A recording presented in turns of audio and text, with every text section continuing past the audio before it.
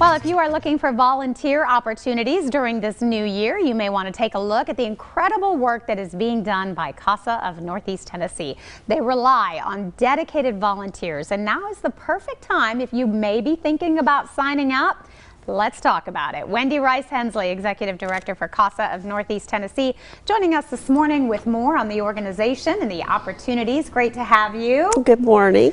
Well, certainly I love the work that you guys do, and I hate that you have to do it because, of course, the numbers and the statistics here, but I mean, we've got to have people that can help these kids and their families. Absolutely.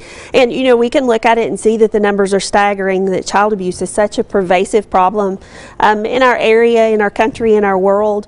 But we can also look at it and say this is a great opportunity for us to turn that around, and that's what our volunteer advocates do.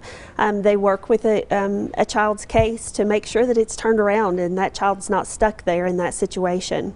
So Wendy, how many volunteers do you guys have? I would imagine a lot. We have about 50 volunteers right now serving Unicoi, Greene, and Washington counties. Okay. And we serve about 300 children.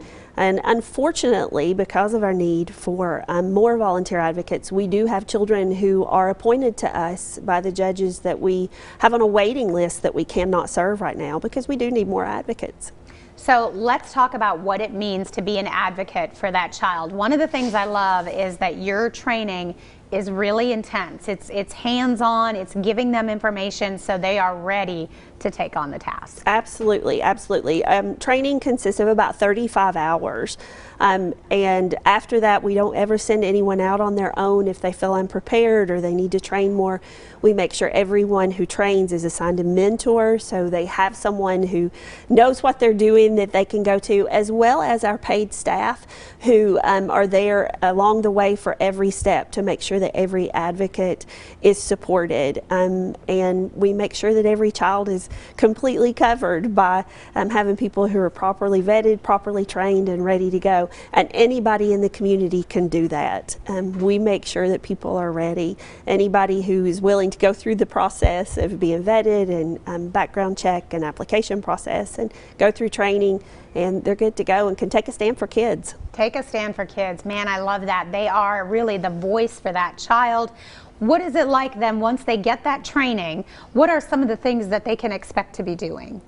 Once the classroom training is complete, that's the first step of their training.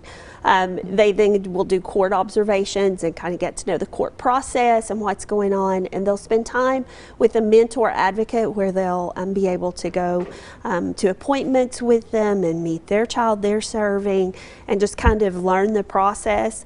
And then after they complete that process that we have laid out for them, they'll be able to be assigned a case, and their mentor can kind of step back and guide them through it.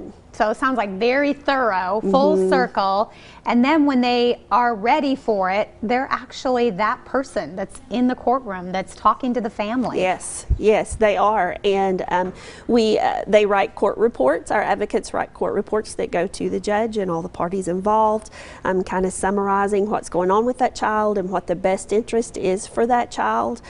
So we are able to do that and support our advocates through doing that. So it is a great way to volunteer.